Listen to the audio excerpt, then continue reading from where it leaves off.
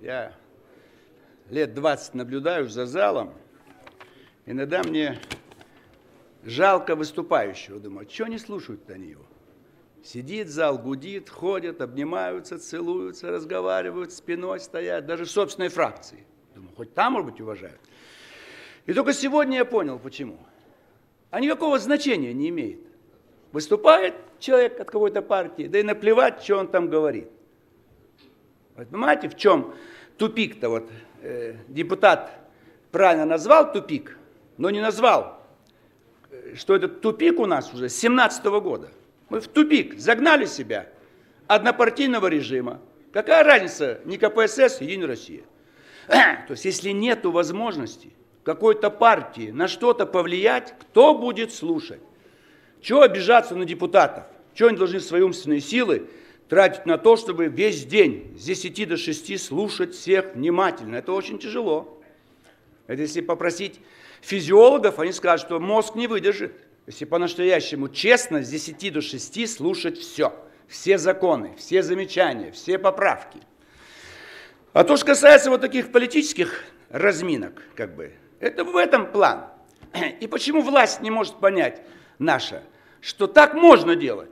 Можно, но развития не будет. Понимаете, что для развития нужно противостояние, чтобы мы развивались вперед, но обязательно друг друга сдерживали или подгоняли. У нас этого нету. Поэтому в этом наша с вами проблема. Можно 100 раз призывать зал к вниманию, на 5 минут внимания будет, потому что нужен стимул. Почему слушать эту партию, этого депутата, этого представителя?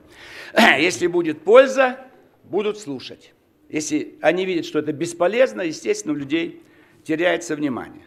Вот сегодня я сделал вывод, который не прозвучал ни на одной передаче, касающейся нашего участия в конфликте с Сирией. Везде, по всем телеканалам, на всех передачах критикуют США. Вот США не дает нам данные, где эти базы ИГИЛ, мы бы давно их всех уничтожили. А я спрашиваю, а нам надо это? Быстро там все уничтожить и уехать домой? Мы что, в командировку туда поехали? В Сирию? Надо вот это понять. Американцы правильно делают. Мы там с ними должны быть лет 20. Прогнать всю нашу армию. И это не Афганистан. Они согласны. Чуть-чуть русским, чуть-чуть им, чуть-чуть НАТО, чуть-чуть там всем по чуть-чуть. Огород такой, ближневосточный. Ведь если долго идет конфликт, беженцы будут идти в Европу. Кому плохо? Европе. Она наш конкурент. Если военный конфликт, цены будут чуть подниматься на нефть.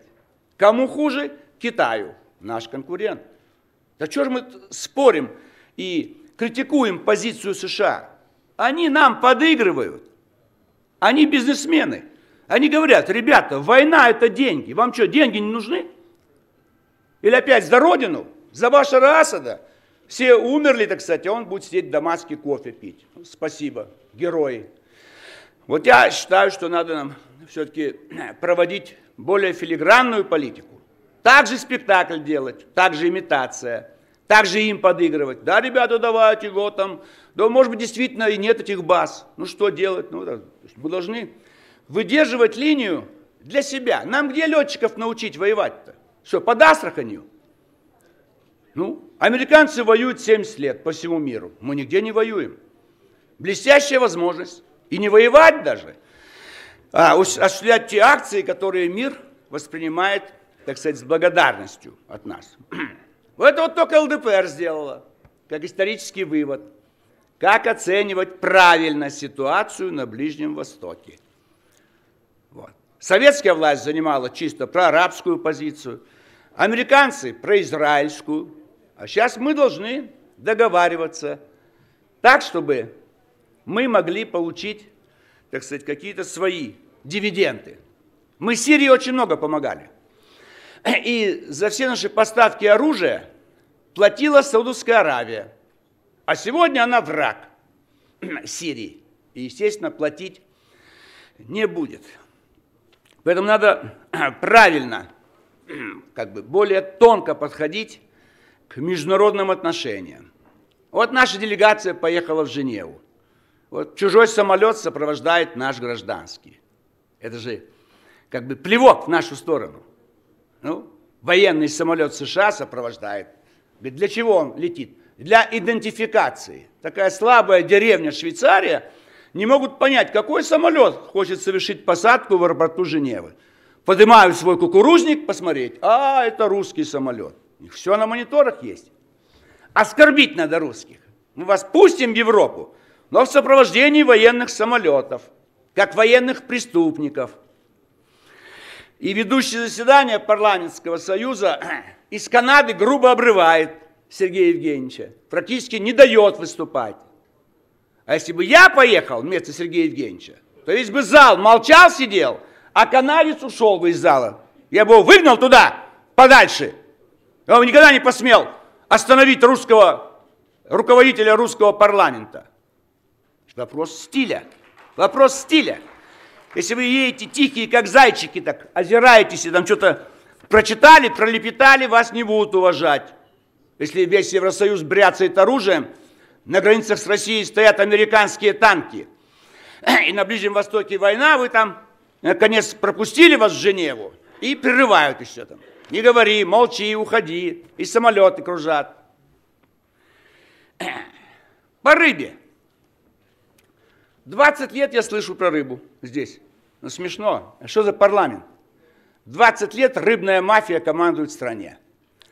В Кремле решают, где ловить рыбу. Это что такое вообще? С древних времен человечество забивает зверя в лесу и ловит рыбу.